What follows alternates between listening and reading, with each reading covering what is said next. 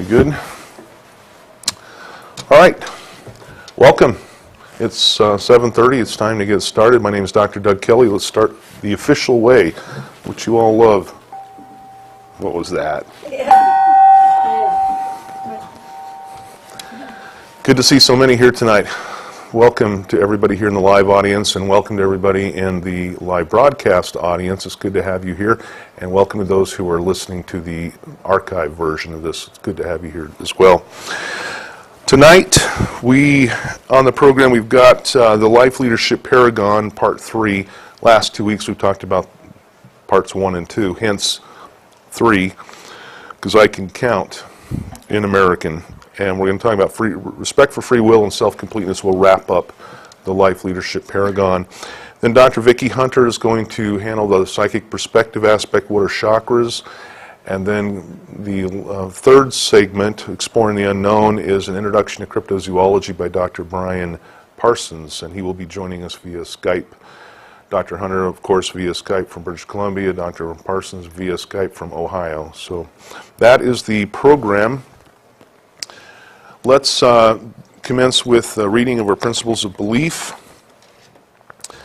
The spiritual philosophy of metaphysical humanism is based on 9 metaphysical principles that empower and enhance the human condition. These solid principles are excellent as the foundation of an individual's core values, but sufficiently broad enough to complement most spiritual beliefs. All the Church's articles, classes, courses, and writings have some basis in these principles. Our 9 principles of belief are, number 1, as sentient and evolving human beings, we not only believe in practicing and living by the principle, do no harm, but also in the principle of do right, thus enhancing the vibrational level of humanity. Number 2, we believe in the indomitable power of the human spirit to ultimately triumph in the face of any dilemma. The answers we seek already exist within us. We invoke and exert the counselor and guru within. Number 3, we believe that we alone are responsible for and capable of solving human social problems, and believe the roots of those solutions lie in exploring, understanding, and empowering the human condition. Number 4, we embrace the differences that make all human beings unique, recognizing that we all come from star material and are therefore equal, irrespective of heritage, beliefs, gender, or gender preference. One planet, one race, one ancestry, one destiny. Number 5, rather than a supreme being, we recognize and honor the divine energy that exists in all living things.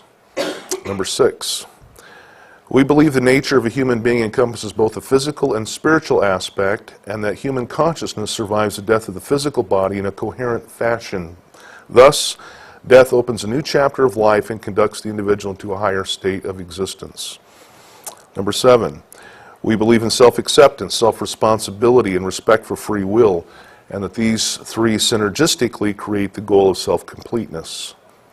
Number 8, we believe in the value of practical education in metaphysics, metapsychology, and life skills as a means of empowering the human spirit and enhancing the human condition. We maintain an open but grounded mind to potential realities as yet undescribed by science. Number 9, we believe that discovering the true nature of consciousness and human existentialism will ultimately have a positive impact on human evolution and peaceful coexistence. And for more information on these 9 principles of belief, continue to watch our live broadcasts, but you can also get it quicker and immediately by going to metaphysicalhumanism.org, and they're explained there as well.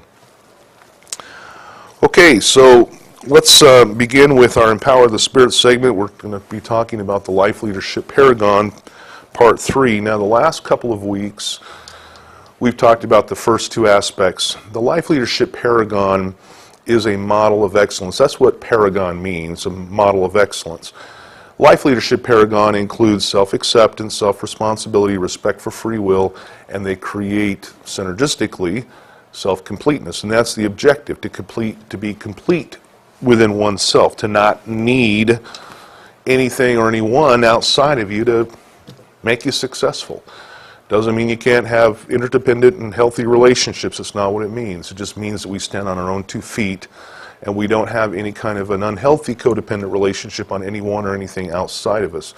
So that's what essentially the Life Leadership Paragon is. It is such a profound model because you can't be successful in anything unless you have those areas in balance. We talked a couple of weeks ago about self-acceptance. We have to accept ourselves just as we are, warts and all.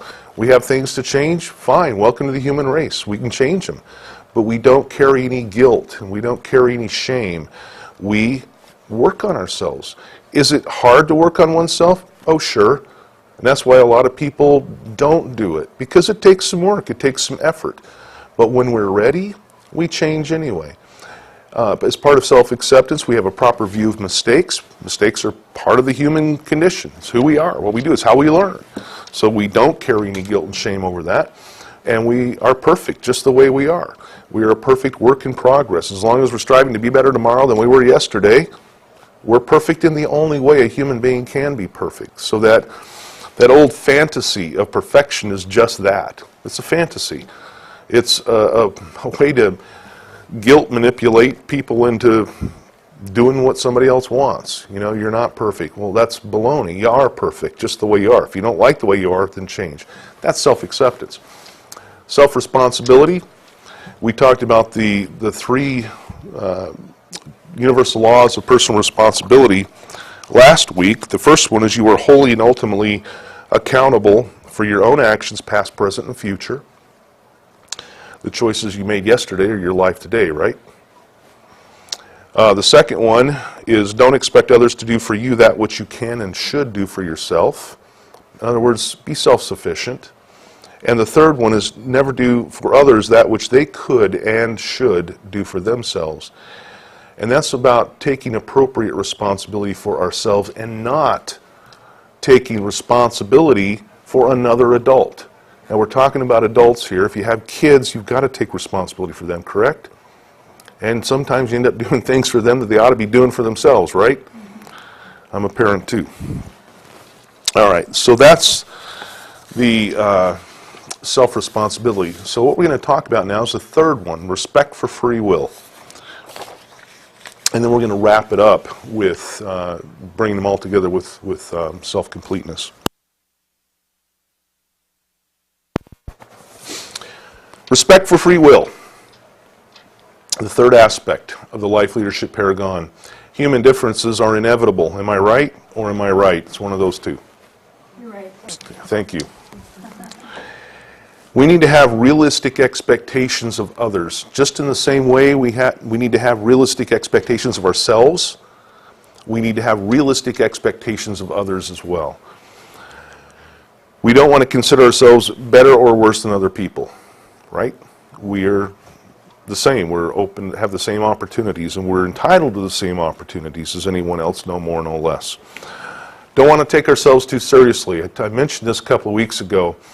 This is a big one. A lot of people take themselves way too seriously, me included. And I have to slap myself now and then and say, stop it. You know, don't take yourself so seriously. It's not all about you.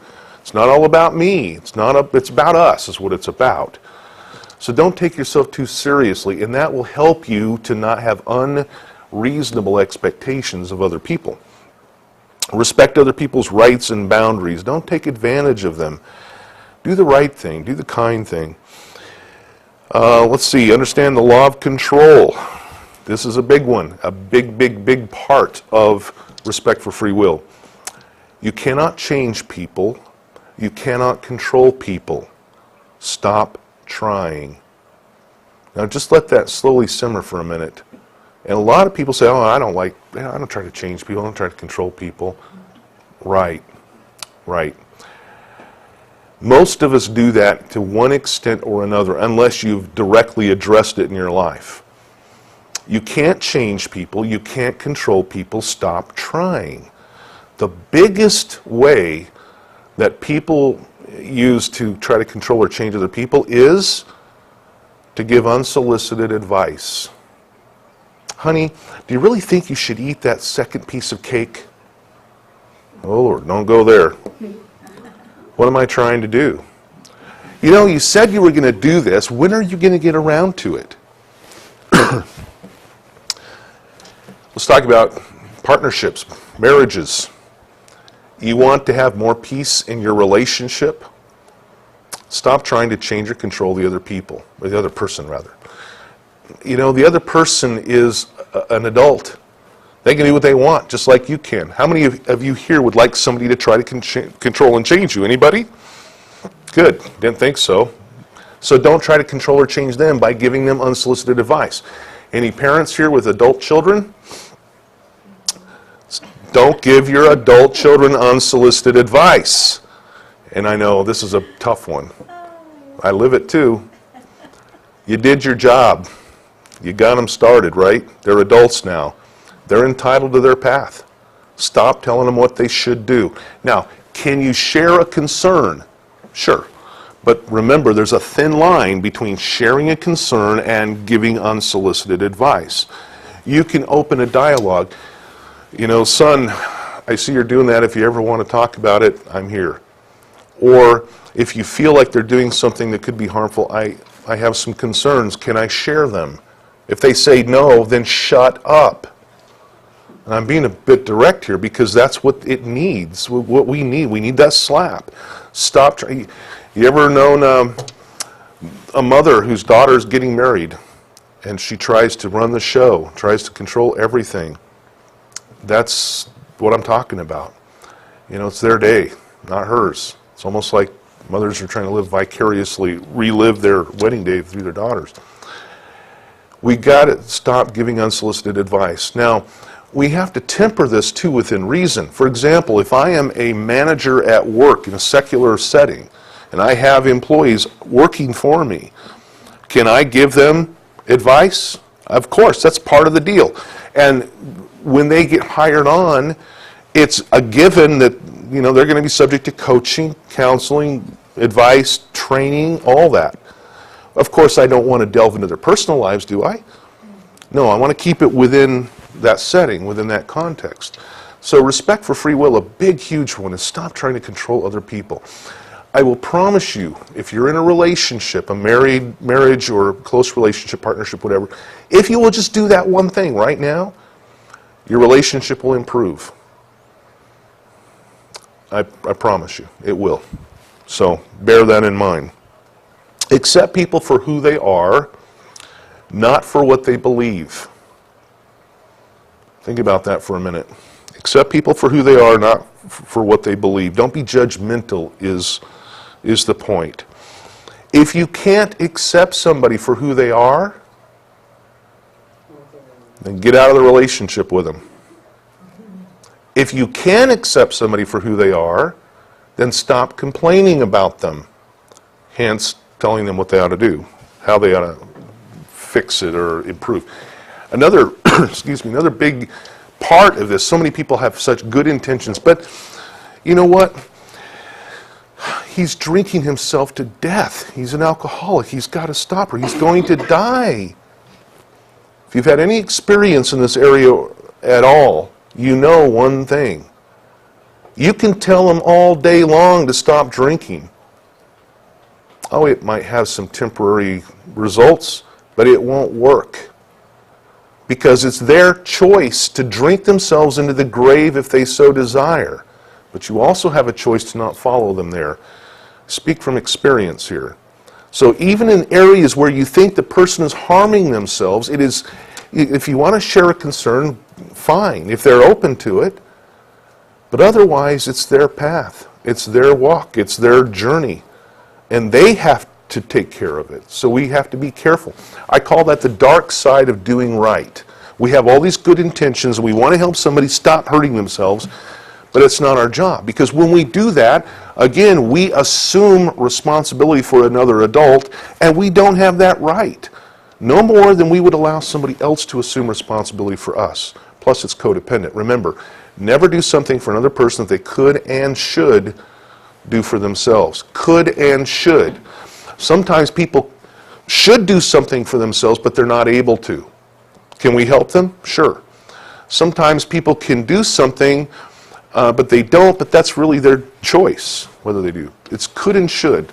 If they're in a position to do it and they should do it, let them do it. The overall guideline is that redundant? Guiding guideline, is don't enable them in an unhealthy pattern. If your assistance is going to enable them to continue in an unhealthy pattern, that's your choice now, isn't it? It is. All right. So, accept people for who they are, not what they believe. If you can't accept them, get out of the relationship. If you can't accept them, stop complaining about them. Two most important relationship questions. I'm about to share with you yet another priceless nugget, and I mean that. How do you know when it's time to end a relationship? That's a big question, isn't it? If you're a manager, a leader, a boss, how do you know when it's time to fire somebody? That's a tough one for a lot of managers. They have an employee that they need to get rid of, but they don't know, how much should I take? Well, it's no different within a toxic relationship or a bad relationship. How much do I take? But I love him or I love her. How much do you take? Well, here's the two most important relationship questions. The first one is, what do I add to this relationship? What do I bring to the table? What do I add and what do I subtract? What do? You make a T-chart, right? Pros and cons. What do I bring to this relationship? What do I take away from this relationship? In other words, what do I add? What do I subtract? We start with us because that's where it starts, isn't it? It is. So we make sure that we're adding more to the relationship than we're taking. Second question, what does the other person add to the relationship and what do they subtract from it? Now, there's some advantages to this because you're using logic now. You're not using emotions. Keep it logical. What do they, do your pros and cons. What do they add? What do they subtract? You get down to the bottom, you tally it up. Here's the kicker. Anytime somebody takes more from a relationship than they give and they're unwilling to change, the relationship is over. And I don't care who it's with. Period. And if you don't agree with that now and you're in a bad relationship, I promise you, one day you're going to agree with it or you're going to be dead from the pain. Anytime somebody takes more than they give and they're not willing to change, the relationship is over. So whether it's a intimate relationship, a marriage, a partnership, or an employee-employer relationship, those two questions apply.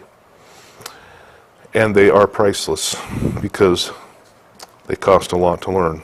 All right, so let's wrap this up a little bit. We've talked about self-acceptance. We've talked about self-responsibility, respect for free will.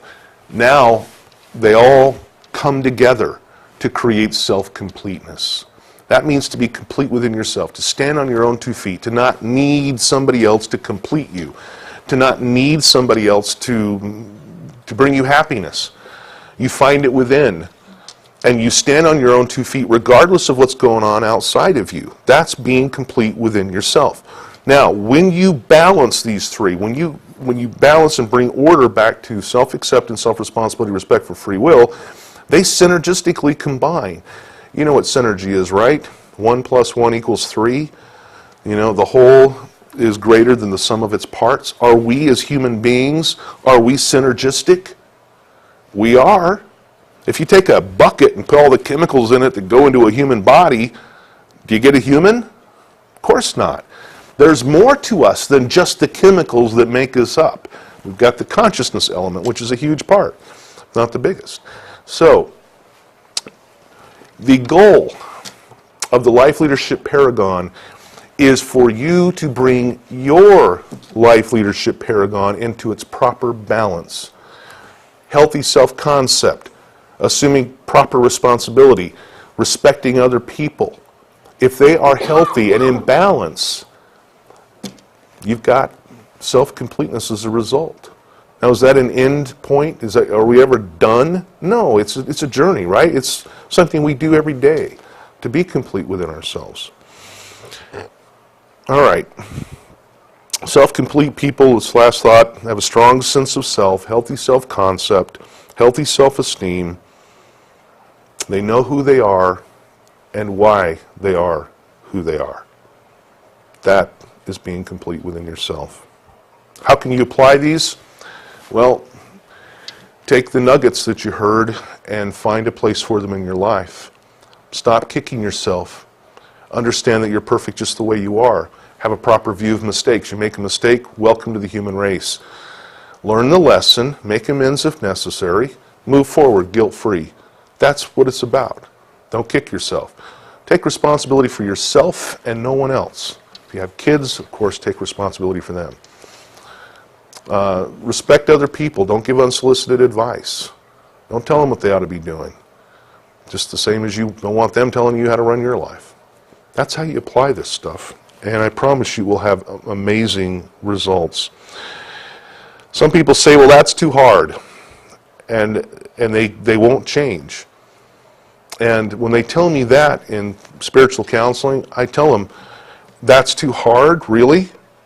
That's what you're going to tell me? It's not what I want to hear. A better question is, how hard can it be? People just like you and me put men on the moon. Unless you're a conspiracy theorist, then we didn't. But you get the drift, right? We can do anything we want to do. Don't tell me that's too hard. I don't want to hear all the reasons why you can't do it. I want to hear all the reasons why you can do it. None of this here that you see, and there's a whole lot more to this than this. Does that make sense? None of it would have happened if I'd had the attitude, oh, that's too hard. I don't know if I could do that. And if you don't believe me, look at the websites. There's a lot more. We have hundreds of students around the world. We have hundreds of church members around the world. And it's, we started in 2010, and that was just starting this. There was decades of experience and gaining knowledge and knowing how to do this stuff that came along before it. So I don't want to hear, I won't ever want to hear that I can't do that. Really? Wow. Good thing I never said that. There's nothing you can't attain if you just do it. It's like the Nike thing, right? Just do it. Learn what you need to learn and go after it. By doing the above, what we've talked about, you take your power back, right? We talked about that previously too. Take your power back. That is the panacea of anything that ails you. Take your power back. Know who you are, why you are who you are. Stand on your own 2 feet. Make your own decisions. Plow your way through your own life. Don't worry about people, whether they agree or disagree. It's not irrelevant. They have their life, their path. You have yours. Do what you want. Just do no harm and do right. Everything that this church is based on, our classes, everything is based on the Life Leadership Paragon and the 9 principles of belief. Do no harm, do right. Okay, next week, my part's going to be on our sacred obligations, and I have an interesting discussion on what obligations are, the different types of obligations that we have, and the ones that you should be concerned with. So there, I've done said it. Next part of the program, Dr. Vicki Hunter, who is the Vice President of Operations for the International Church of Metaphysical Humanism, as well as a board member, and an instructor, a trainer, and she's been here for years, and she does an excellent job. She is going to handle the psychic perspective. What are chakras? And I'm going to shut off my mic so we don't get feedback. And let's see if we can.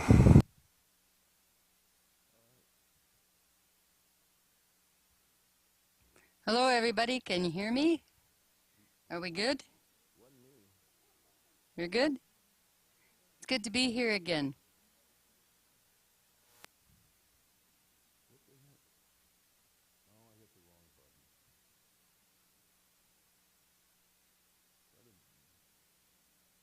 Have we got sound now? You guys didn't know you'd get that, huh? Have we got sound? No sound?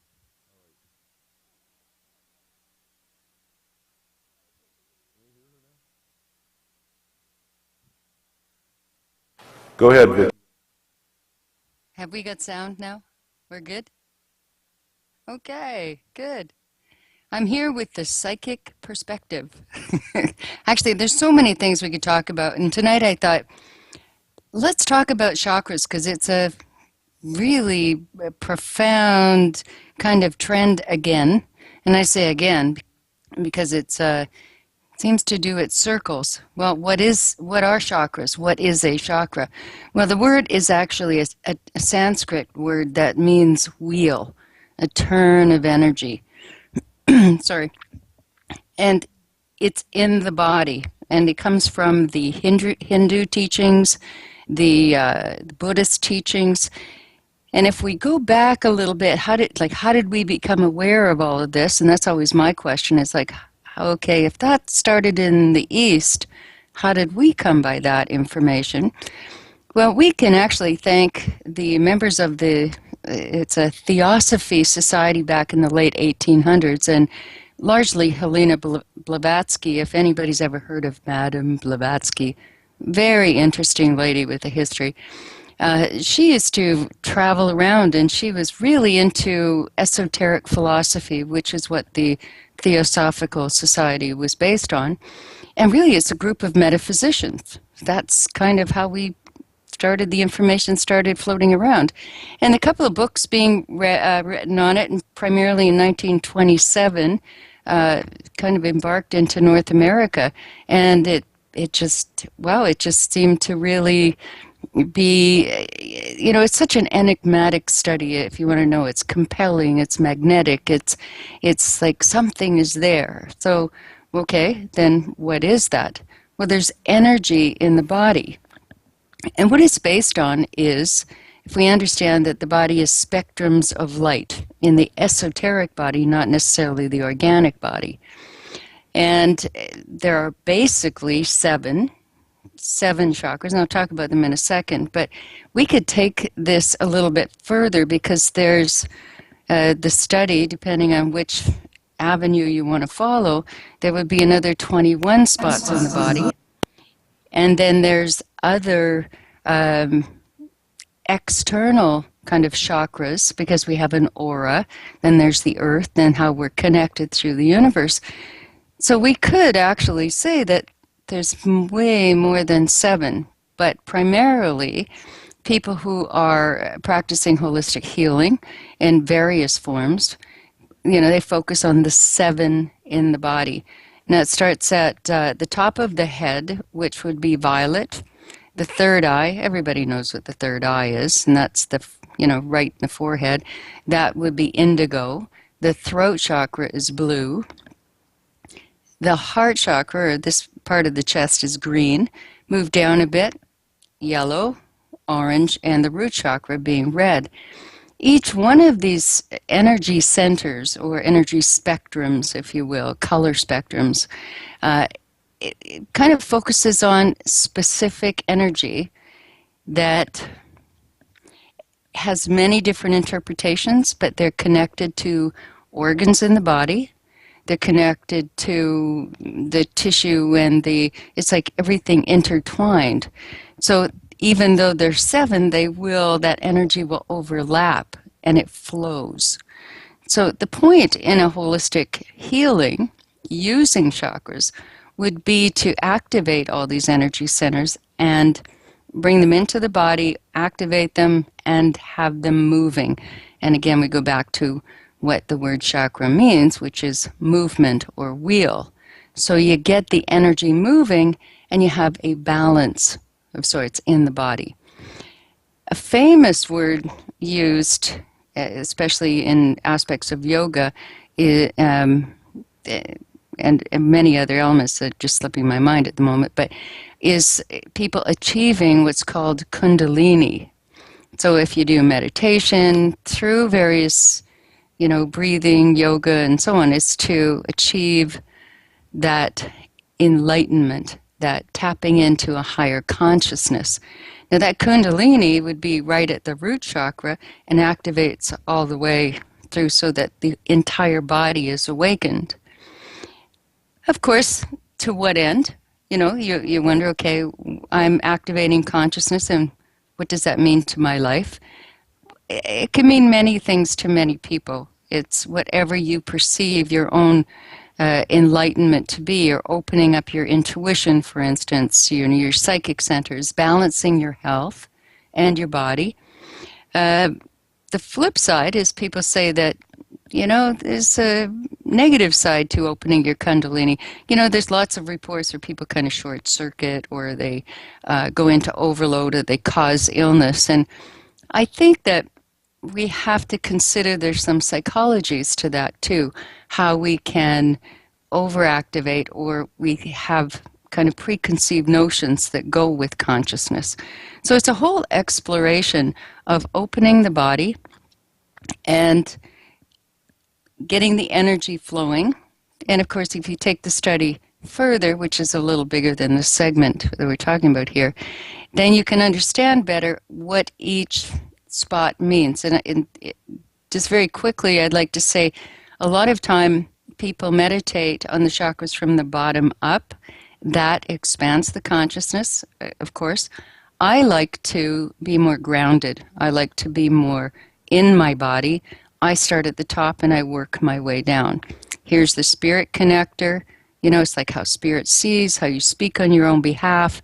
The heart center for balance. Yellow is emotion.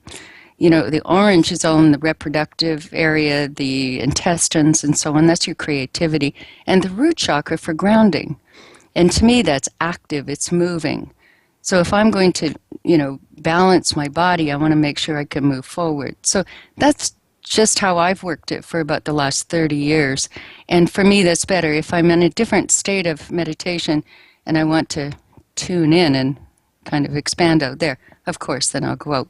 But I always make sure that I bring it back down and center into my body. So each of these centers, as I say, work together. They flow together.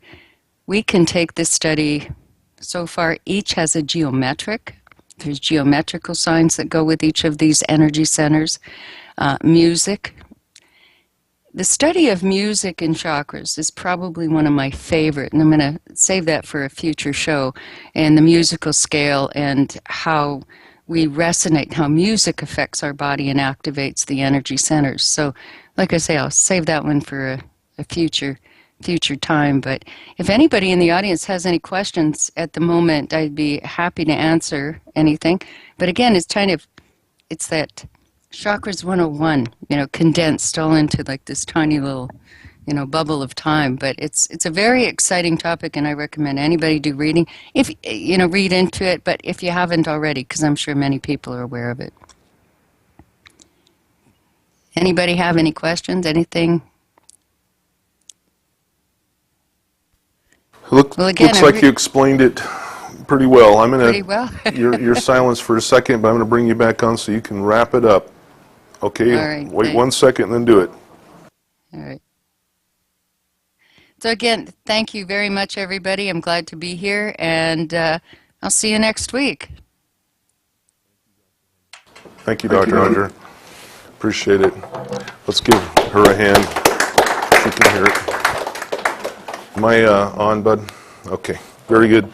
Yes, she has a lot of knowledge. She teaches courses at ICMH, our metaphysics school online, and she is a real pro. She's got a background in television and teaching, and one of the best psychics I've ever met. Just nails it, and one of the best spiritual counselors I've ever met. She just has a way. So appreciate it, Dr. Hunter. All right, for our final segment tonight, we've got a guest speaker, Dr. Brian Parsons. I'll read his bio. Dr. Brian D. Parsons began researching ghosts and parapsychology in late 1996 and formed the Ohio Paranormal Investigation Network in early 1997.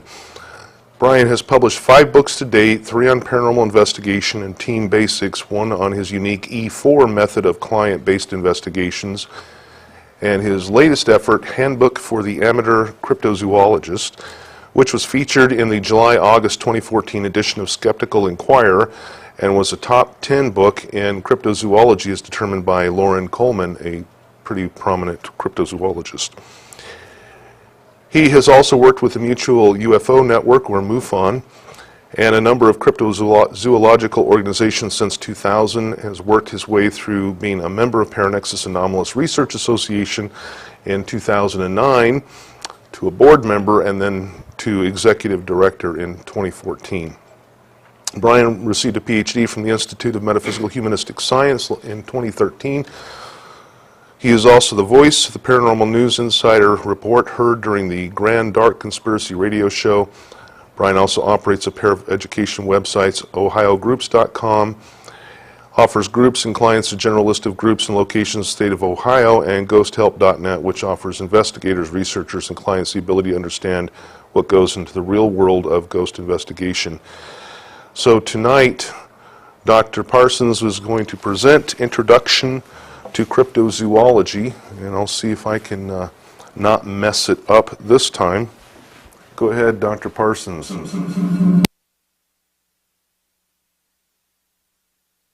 But kind of an interesting perspective. Welcome everybody from Northport, Florida. I'm in Ohio with tons of snow out here. I'm willing to share if you want. So we're going to talk about cryptozoology. Briefly, what is cryptozoology? Well, simply put, it's the study of unknown or undiscovered animals. That's it. Sounds simple, right? Right? Simple. But when you think about it, it kind of gets a little tricky because you would think, isn't zoology in charge of that? Don't scientists go out and do those things? Well, yeah, they do that. So where does cryptozoology fit into all this? Cryptozoology is based on local or regional folklore and local or regional sightings of animals that science pretty much has given up on or they don't care about. So that's where cryptozoology comes in. They believe in things that science ignores, just like ghosts, just like the paranormal, and just like UFOs. They don't care. But cryptozoologists will go in there and they'll continue to look for things long after science has given up, or will believe the stories that sound so ridiculous just because they believe and they want to uncover something. Now, when I refer to cryptid animals, I like to break it down into four distinct sections. One would be out of time.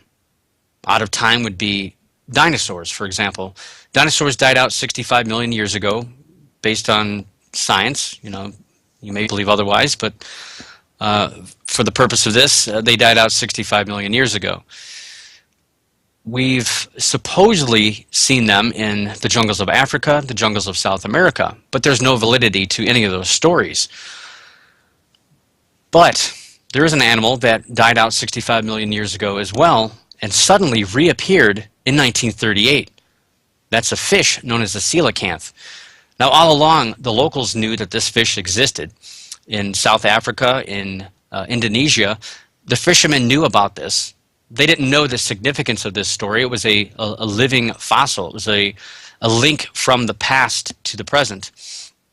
A lot of things with the coelacanth have helped scientists discover a lot of things about fish in this day and time, but it was a living fossil. It's also known as a Lazarus taxon in paleontology and neontology, which is the study of living animals. These are animals that are supposed to be extinct. Another example would be the Laotian rock rat. Died out 11 million years ago, but suddenly was rediscovered in 1996. There's a lot of other animals that hopefully can be existed. The ivory-billed woodpecker, which was last seen in 1948, and was a video found, shot, I believe, 2004. It's still a major debate, but if that's proven to exist, that'll be a really exciting thing as well. So that's out of time. Out of place, consider a tiger in New York City. Now, we know that tigers don't exist here in the United States or anywhere in the Americas, North and South America, but maybe one escaped from the Bronx Zoo. They do have Tiger Mountain there. Maybe it's somebody's exotic pet that escaped. Could be.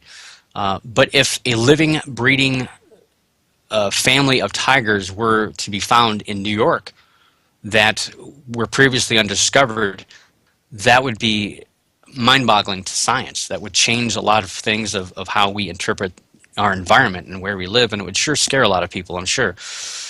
Along with the tiger scenario, you have cougars, mountain lions. You guys have them there in southern Florida. I'm jealous of that, although we have a lot of sightings here in Ohio. Now, in 2011, the eastern cougar was declared officially extinct. There have been no sightings since 1938. However, there are plenty of sightings, including some within about 20 miles of where I'm sitting right now, here in Ohio. Now, those are considered to be wandering from areas out west, South Dakota, Canada, which they've infiltrated over the state of Maine and some of the eastern states over Canada.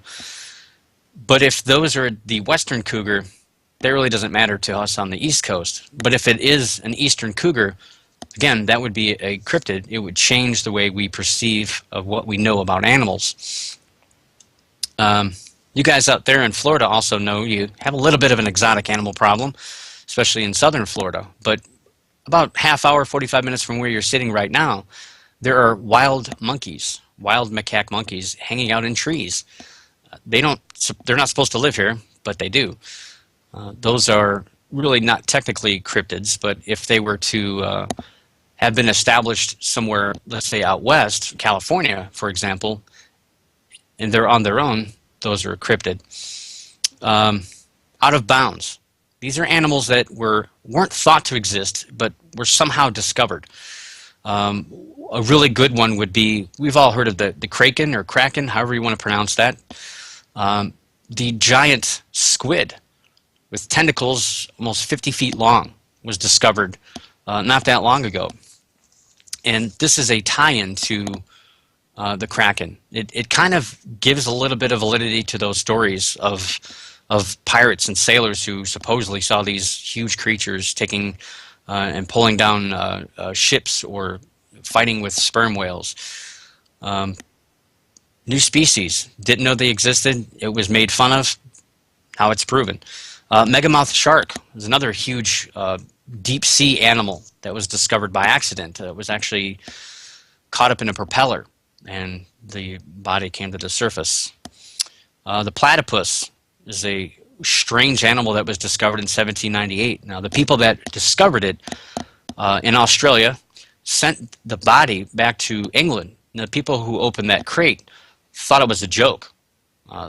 You've probably heard of the Fiji mermaid, which is monkey parts and fish parts sewn together. That's what they thought this thing was.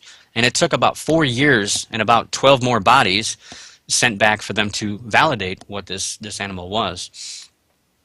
A lot of animals were discovered based on local folklore, regional folklore, tales, stories. The giant ape was discovered in 1847. The okapi, which is the last living relative to the giraffe, was discovered in 1901. These are all fairly recent, not 500-600 years ago, but less than 100 years ago for some of these animals. And the fourth category, after out of time, out of place, out of bounds, is out of this world. Now these are my categories. I just kind of created it for the sake of compartmentalizing cryptozoology and putting these animals in kind of descriptions that I like to call them. Now, out of this world are the strange. They're the crazy ones. These are the supernatural, mythical, paranormal, whatever you want to call it. These are the ones that, even if they did exist, science would have a hard time believing it, and they break the laws of physics. Now, these are things such as Mothman, the Jersey Devil, Owlman. Now, take the Mothman, for example. This is a tall, human-like creature with big wings that supposedly flies about 300 miles an hour, give or take. Pretty much physically impossible if you think about it. So to validate a creature like that, we would have to bend the laws of physics a little bit. So it fits more into a paranormal theme than anything else. And fits in with the next thing I was going to talk about here is cryptozoology really paranormal? Well, technically yes and technically no. Now, this last description I just talked about does fit the paranormal and the cryptozoology in together. And it appears on a lot of paranormal news. The media has pretty much tied it together with paranormal things. But a cryptid, a creature, a strange animal, no, a lot of these I've said are real. They've been discovered. The platypus is a real thing, the giant ape, the okapi, all these things are living, breathing animals. And they're a lot more tangible than, let's say, UFOs or ghosts. So we can kind of separate it in that regard. I think it deserves its own place in maybe not science yet, but not pseudoscience, and a place in between that and the paranormal, in my opinion. So what other creatures are there? I'm sure you guys are familiar with Bigfoot. Bigfoot is the figurehead, the big guy, pretty much, for cryptozoology. And how far back does that go? Well, in reality, it only goes back to the early 1900s. The name Bigfoot itself actually comes from 1958. It comes from a news article about a man named Jerry Cruz, who was a construction worker in Bluff Creek, California, discovered a bunch of large footprints. And he had an article that was written about him, and in the article, which is right here, it says, "New Sasquatch found." It's called Bigfoot, and there he's holding a cast of a Bigfoot, and I have a replica of a cast. It's not an actual cast, but it's a copy of a cast. It's pretty big. It's about 18 inches long. And this was discovered by a man named Jody Cook, who's a researcher in southern Ohio. Gave me a copy of that. Pretty cool guy. Yeah, huge footprint. Not a size 14, not a guy running around the woods. Now, that particular story, there is some stories of it being a hoax, potentially. But hopefully it's not, and hopefully that's the real deal. And obviously, since then, numerous stories, numerous videos, numerous all kinds of things about Bigfoot has been discovered, but no body. Now, Bigfoot has many names. You've probably heard of Sasquatch in the story that I just showed you out of the Vancouver province back from 1958. Sasquatch was the name that preceded that. Now, that's just a name that only goes back to the early 1900s. A lot of websites will claim that it goes back even further, but really and truly it was just a name that we created to describe these large, hairy hominids.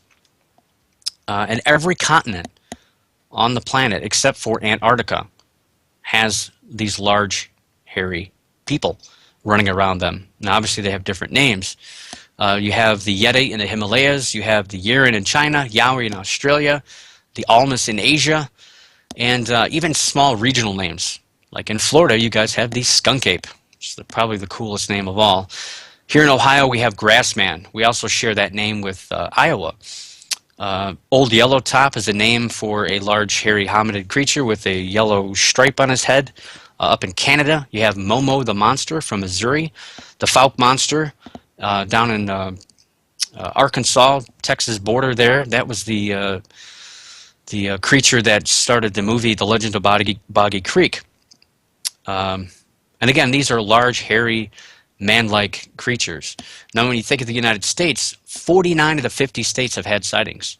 The 50th that has not is Hawaii. But a lot of small island countries have sightings of short people, short, hairy people that are obviously non-natives as far as they know. So that's Bigfoot. Bigfoot is one of the big three, as I call it. The second one is the Loch Ness Monster, which I'm sure you're all familiar with. And again, the Loch Ness Monster, these stories only go back to 1938. Or, I'm sorry, 1933. Not very old, considering a lot of the folklore and a lot of the legends. And you go out there and there's boats all over the place taking people out to look for this monster. And a lot of that is based on hoaxes as well. Hippopotamus leg was used to create a cast of a creature coming out of the water once. A lot of photographs have been faked, for lack of a better term. So the top two big guys doesn't look good for the validity of those, but the search is on for these creatures. And the last of the major three is Chupacabra, which actually started in 1995 in Puerto Rico. So that's an even more recent, large, popular creature, if you want to call it that. However, a man named Benjamin Radford did a 5-year investigation, culminating in a book called Tracking the Chupacabra, which pretty much ripped the legend apart on the Puerto Rican end. Now, when we think of Chupacabra, we think of a dog-like creature with no hair, with big fangs, and kind of long legs and an odd body. That's kind of the Americanized version. It looks nothing like what the original report was by Madeline Tolentino back in 1995. It looks nothing like it. That's kind of become what Ben Radford calls a generic trademark. It's the same thing if you think of, you ask for facial tissue, but instead you just ask for Kleenex. Can I get a Kleenex? It's not really called a Kleenex, that's a brand name, but we've become so comfortable in calling it that. And that's what the chupacabra has become, the Kleenex of the tissue of animal world.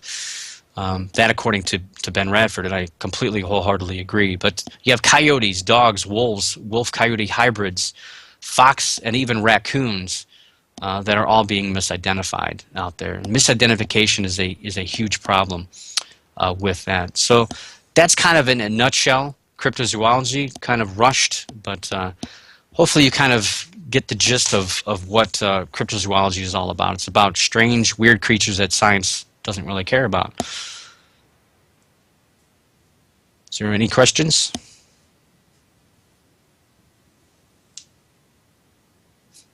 All right, Dr. Parsons, thank you so much. Appreciate that introduction to cryptozoology. And just an FYI for those who are watching, if you want to learn more about cryptozoology, we offer that as a specialization at our metaphysics schools, so you can visit metaphysicsinstitute.org and you can learn more about that. Of course, you can do an online search and learn more about it as well. Dr. Parsons, thank you so much.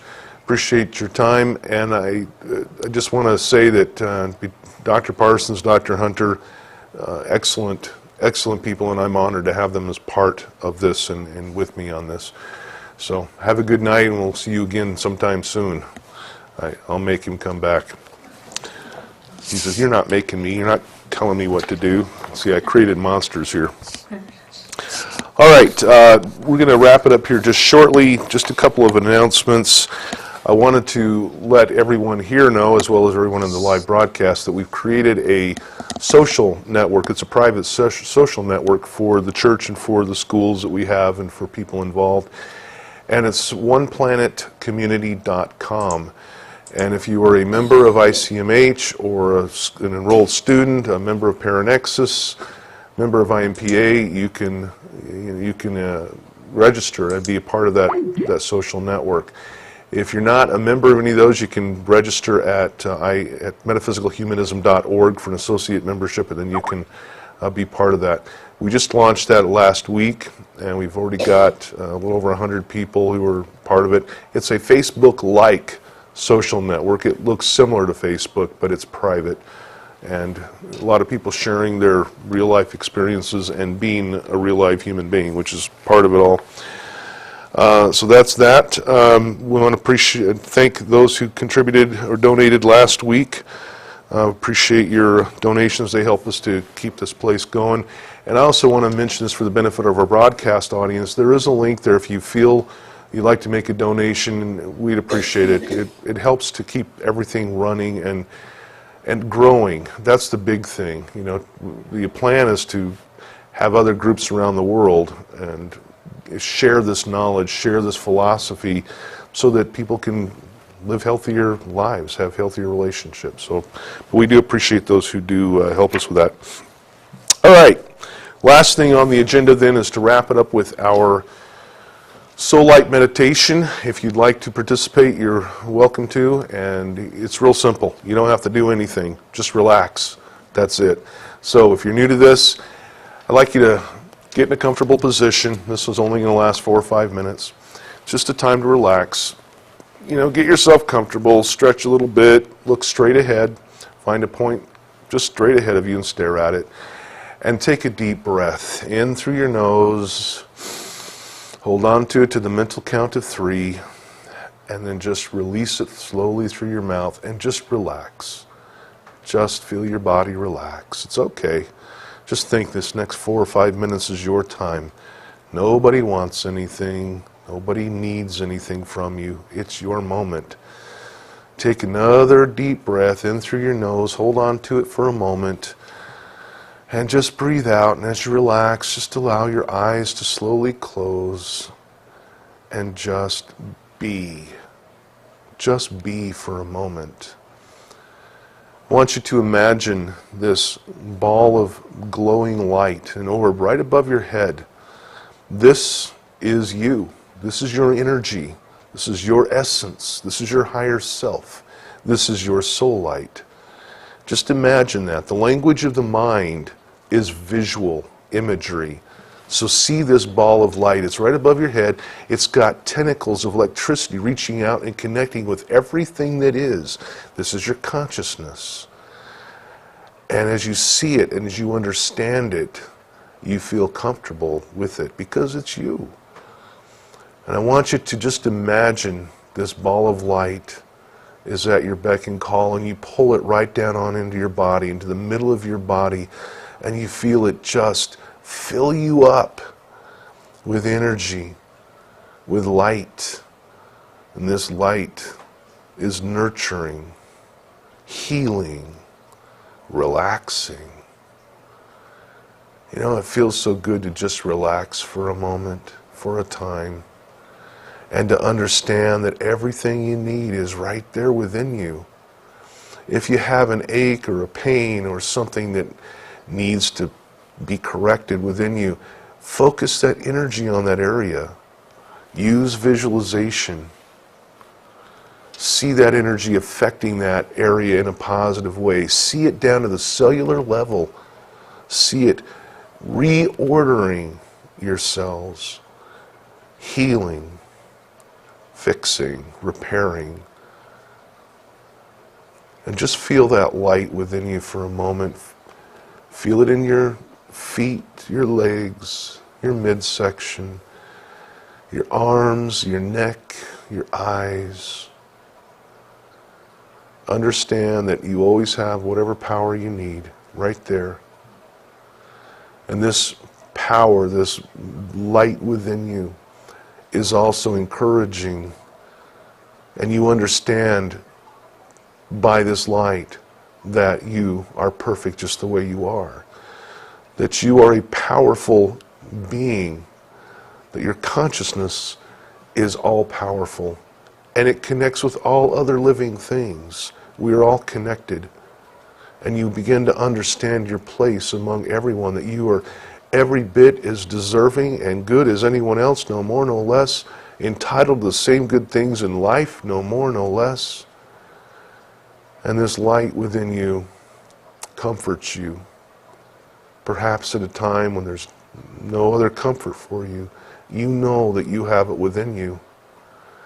And while we're in the area of comfort, take a moment and send out some of your power, your energy, to perhaps another person in need, somebody who's feeling ill, somebody who needs to be encouraged. Take just a moment of silence and let you do that.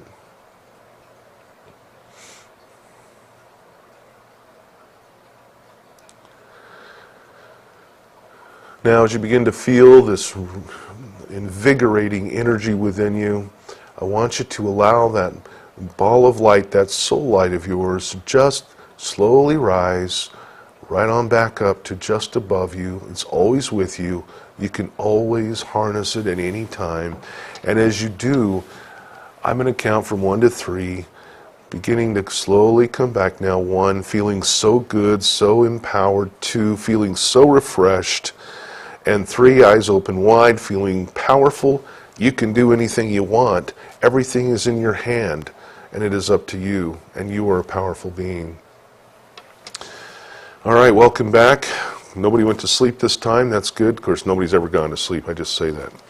But it's good to do that. And that visualization you can do on your own whenever you want. And you can make it your own.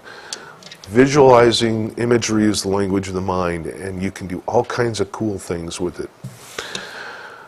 Next week, I'll post the topics for next week. In fact, I believe we're going to have guest speaker Gregory Kent, who is a spiritualist medium, and he's one that we've done a ton of table tippings with in the past, which are fascinating. And I don't know his topic yet. I'm still waiting to hear back from him, but he's going to be guest speaking for us again via Skype. He's in the central part of Florida. A great guy, and so he'll be talking, and I'll get the topics for Dr. Hunter, and we'll post those on the website at metaphysicalhumanism.org if you'd like to know those ahead of time. I appreciate everyone's attendance here. It's great to have you here. It really, truly is. And I appreciate those who are joining us throughout the World Wide Web online broadcast, as well as those in the archives. Hope to see you back next week. Until next time, listen, think, learn, grow, and live. Good night.